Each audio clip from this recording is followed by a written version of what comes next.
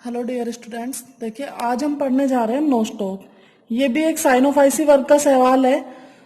देखिए first unit में हमने सबसे पहले इसका जनरल इंट्रोडक्शन पढ़ा था, सवालों का जनरल इंट्रोडक्शन पढ़ा था। इसके बाद हमने इसका क्लासिफिकेशन देखा, आगे हमने ओसिलेटोरिया पढ़ा। अगला जो सवाल है वो है हमारा नोस्टॉक। देखिए अगर हम बात करें इसके वर्गीकृत स्थान की, तो ओसिलेटोरिया की तरह ही ये भी वर्ग साइनोफाइसी का ही एक सदस्य है। गण इसका अगर हम देखेंगे तो नोस्टोकैलीज और कुल नोस्टोकेसी से ये संबंध रखता है। अब हम बात करेंगे इसके प्राप्ति स्थानों की, मतलब ये कहाँ कहाँ पाया जाता है। तो देखेंगे सबसे पहले देखिए अलवण जलीय एवं स्थलीय आवासों में, मतलब मोस्टली ये फ्रेश वाटर में मिलेगा और स्थलों पर भी पाया जा सकता है। ठीक है, खारे पानी में मतलब ये बहुत कम मिलते हैं या नहीं पाए जाते हैं। अब फ्रेश वाटर में ये कहाँ मिलेगा और कैसे मिलेगा। पहली बात तो ये ध्यान रखेंगे, नोस्टॉक का नाम आते ही हमारे दिमाग में ये आ जाना चाहिए कि नोस्टॉक हमेशा एक कॉलोनी बना के रहते हैं। ये एक प्रकार का निवही शैवाल है। ठीक है, तो देखिए तालाबों व गड्ढों में छोटी छोटी गेंद के समान स्लेश में कॉलोनी के रूप में रहता है। मतलब तालाब या कोई गड्ढा है या फिर जहां पे भी फ्रेश वाटर होता है वहां पे क्या होगा, ये छोटी छोटी गेंद के जैसे मतलब जो राउंडेड स्ट्रक्चर के रूप में मिलेंगे। इनके ऊपर क्या होगा, श्लेष्मा का एक पतला आवरण मिलता है। ठीक है, और पूरी कॉलोनी एक श्लेष्मीय आवरण से ढकी हुई होती है। आगे अगर हम देखेंगे तो स्थलीय जातियां नम मिट्टी तथा मोस व लाइकेन आदि के साथ मिलती है। देखो या तो स्थलीय जाति नम मिट्टी में मिलेगी या फिर मोस या लाइकेन के साथ मिलेगी। अब लाइकेन हमें पता है कवक और शैवाल का जो संबंध होता है उसको क्या बोलते हैं, लाइकेन। आगे अगर हम देखें तो इसकी कुछ जातियां अंतःपादपी हैं, मतलब कि किसी भी अगर पादप के अंदर कोई जीव रहे तो उसको बोलेंगे अंतःपादपी। तो बोलेंगे कि इसकी कुछ जातियां अंतःपादपी है, जैसे कि साइकस की जो प्रवाल मूले होती है। कौन सी मूले, प्रवाल मूले। ठीक है, साइकस की प्रवाल मूलों में भी ये पाए जाते हैं। तो ये चूंकि प्रवाल मूलों मतलब मूलों के अंदर पाए जा रहे हैं इसलिए क्या है, अंतःपादपी। ठीक है, नोस्टॉक की कुछ जातियां धान के खेतों में सामान्य रूप से पाई जाती है। धान के जो खेत होते हैं वहां पे मतलब इनकी कुछ जातियां पाई जाती है। क्यों, वहां पे क्या है कि बहुत ज्यादा हमें नाइट्रोजन फिक्सेशन करने वाले कुछ कंपोनेंट्स की जरूरत होती है। इसके लिए क्या करते हैं कि वहां पे मतलब उससे क्या होता है, नोस्टॉक जो है इनमें एक विशेष गुण पाया जाता है कि इसका नाइट्रोजन फिक्सेशन का, और नाइट्रोजन फिक्सेशन अच्छा कर पाने के कारण ये धान के खेतों के लिए बहुत ज्यादा उपयुक्त माने जाते हैं। क्योंकि धान के खेतों में धान की जो फसल होती है उसको नाइट्रोजन कंटेंट की बहुत ज्यादा आवश्यकता होती है। तो हम बोल सकते हैं कि नोस्टॉक की कुछ जातियां धान के खेतों में सामान्य रूप से पाई जाती है। देखिए अगला पॉइंट है, नाइट्रोजन यौगिकीकरण द्वारा मृदा को उपजाऊ बनाने की क्षमता भी इनमें होती है। वही हम बता चुके हैं कि इनमें एक विशेष गुण जो पाया जाता है वो क्या होता है, नाइट्रोजन फिक्सेशन का, नाइट्रोजन यौगिकीकरण का। आगे अगर हम इसके स्ट्रक्चर की बात करें तो देखेंगे जो हम पहले ही बता चुके हैं कि ये एक कॉलोनियल शैवाल है, मतलब ये एक निवही शैवाल है। इसके जो ट्राइकोम है ग्रुप में मिलेंगे, अकेले नहीं मिलेंगे।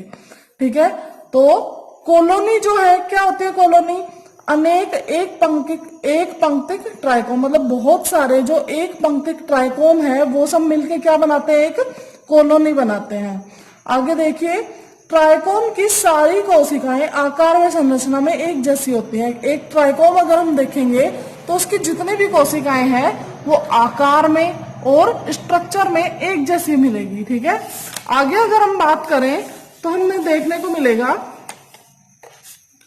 देखिए ट्राइकोम का मुख्य लक्षण कैसा होता है। ट्राइकोम इसका कि कोई भी ये देखिए हमने यहाँ पे एक ट्राइकोम दिखाया है, यहाँ पे 1 सेल 2 सेल 3 सेल। ठीक है,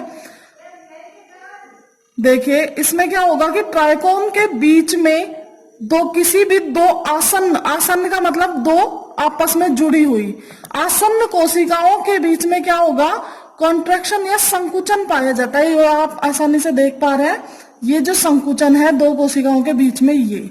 ठीक है, जिसके कारण इसकी संरचना कैसी दिखाई देती है, मालाकार दिखाई देती है। ठीक है, यहाँ पे हमने एक हेटेरोसिस्ट बनाया है बीच में। इसका एक विशिष्ट लक्षण क्या है, इनके बीच में हेटेरोसिस्ट का पाया जाना भी एक विशिष्ट लक्षण है। ठीक है, कॉलोनी एक दृढ़ झिल्ली से ढकी होती है। मतलब ये तो हमने सिर्फ एक ट्राइकोम का एक छोटा सा पार्ट दिखाया है, ये बहुत सारे ट्राइकोम मिलके क्या करेंगे, एक कॉलोनी का निर्माण करेंगे। और एक कॉलोनी जो है वो किससे ढकी होती है, किसी भी दृढ़ झिल्ली से ढकी होती है। और वो झिल्ली क्या करेगी, उस पूरे कॉलोनी को एक निश्चित आकार देगी।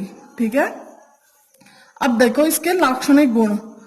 लाक्षणिक गुण में बहुत ज्यादा इंपॉर्टेंट जो पॉइंट है वो क्या है, हेटेरोसिस्ट की उपस्थिति, जो हम पहले भी बता चुके हैं। ये देखिए, ये 2 कोशिकाएं हैं, इसके बीच में क्या है, हेटेरोसिस्ट दिखाया गया है।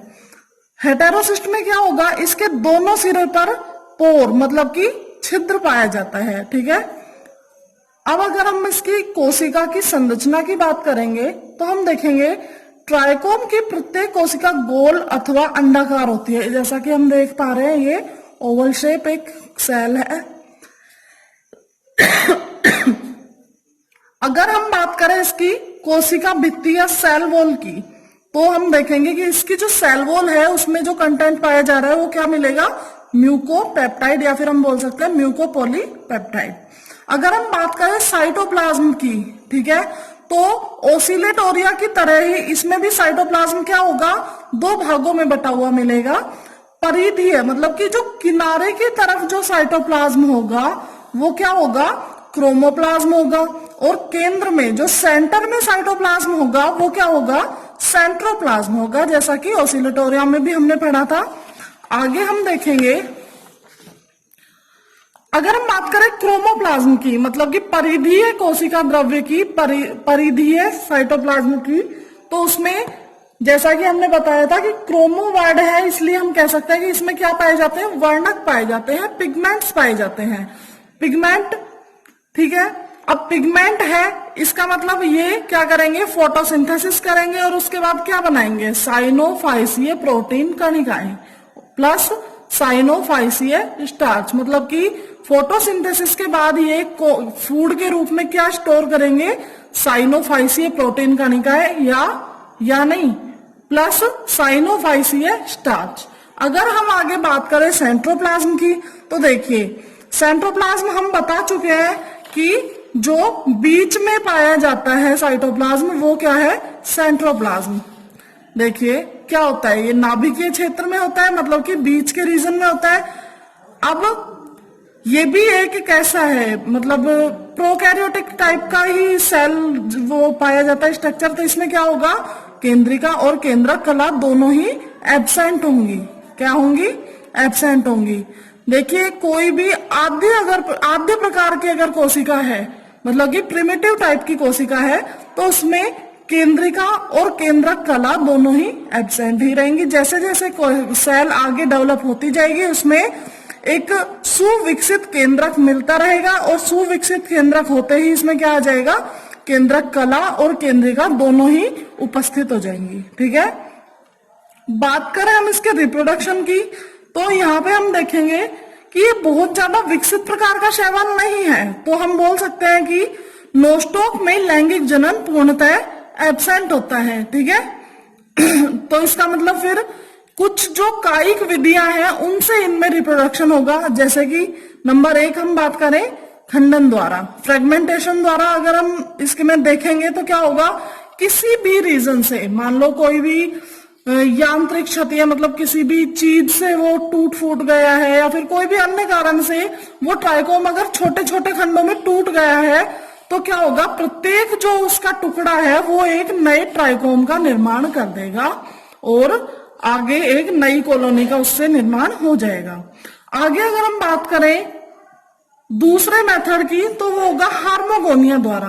देखिए बीज से कुछ कोशिकाओं के अपहासन से, मतलब जहां जहां हार्मोगोनिया होंगे वहां से क्या होगा, वो ट्राइकोम बीच बीच में से टूट जाएगा, और वही फ्रेगमेंटेशन के जैसे ही जो हर एक जो टुकड़ा है टूटा हुआ वो क्या करेगा, नए ट्राइकोम का निर्माण कर देगा। आगे अगर हम बात करें अगले मोड की, तो इसमें जो रिप्रोडक्शन होगा, तीसरा मेथड होगा निश्चेष्ट बीजाणुओं द्वारा। निश्चेष्ट बीजाणु क्या होता है? देखिए, किसी भी शैवाल का या फिर किसी भी जंतु का या फिर किसी भी पादप का एक अनुकूल परिस्थिति में और प्रतिकूल परिस्थिति में रिप्रोडक्शन करने का मेथड अलग अलग हो सकता है। मोस्टली जो लोअर प्लांट्स होते हैं उनमें ये चीजें ज्यादा देखने को मिलती हैं कि अनुकूल परिस्थितियों में कुछ बीजाणु बनते हैं, तो हो सकता है प्रतिकूल परिस्थिति में कोई और बीजाणु बनते हो। ठीक है, तो निश्चेष्ट बीजाणुओं का निर्माण मोस्टली कब होता है? प्रतिकूल परिस्थितियों में होता है।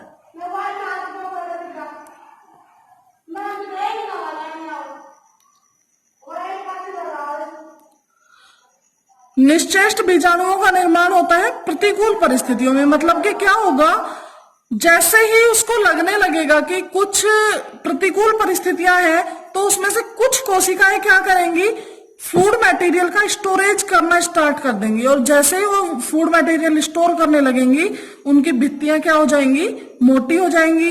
ठीक है, और ये क्या कहलाएगा, इसको अपन निश्चेष्ट बीजाणु बोल सकते हैं, सुप्त बीजाणु बोल सकते हैं, या संधि बीजाणु बोल सकते हैं। ठीक है, अब ये जो निश्चेष्ट बीजाणु है, चूंकि इन पे एक मोटी भित्ति पाई जा रही है, तो क्या होगा, ये अधिक जलाभाव को सहने की क्षमता रखते हैं। मतलब कि एक जो बहुत ही सूखे वाली कंडीशन है, उसमें भी ये निश्चेष्ट बीजाणु जीवित रह सकते हैं। आगे देखिए, अगला जो मेथड है वो है हेटेरोसिस्ट द्वारा। कुछ जातियों में हेटेरोसिस्ट निष्क्रिय बीजाणुओं के रूप में काम करता है। ठीक है, और क्या होगा, हेटेरोसिस्ट का जो साइटोप्लाज्म है, जीव द्रव्यक है, वो पुनः सक्रिय होकर, हेटेरोसिस्ट क्या होता है, वो एक मृत समान कोशिका होती है, तो इसमें अगर उसका जीवद्रव्य वापस से सक्रिय होकर एक नए ट्राइकोम का निर्माण कर दे, तो ये भी एक रिप्रोडक्शन का मेथड माना जाएगा। आगे देखिए, अगले मेथड की हम बात करें तो क्या है, अंतः बीजाणुओं द्वारा।